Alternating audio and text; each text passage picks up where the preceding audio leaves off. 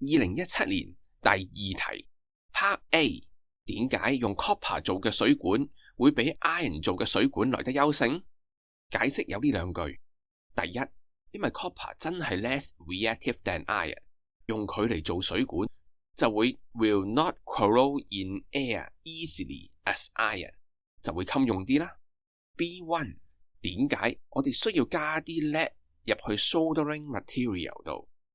背後好簡單，因為我哋希望 lead 作為一個 impurity 可以 lower the melting point of soldering material， 將佢哋嘅 melting point 降低。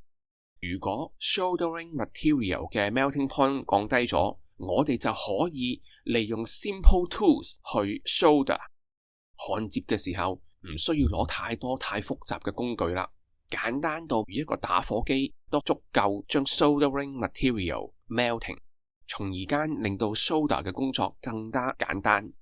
B2， 點解我哋唔可以利用 lead containing solder 去 join water pipe？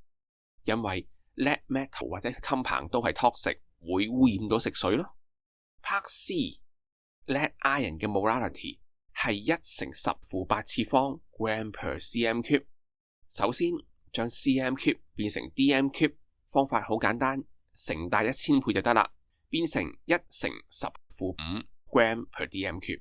然後將 gram 轉化成 mole， 除一除個 molar mass 就可以啦。最後答案係4.83×10⁸mole per dm cube。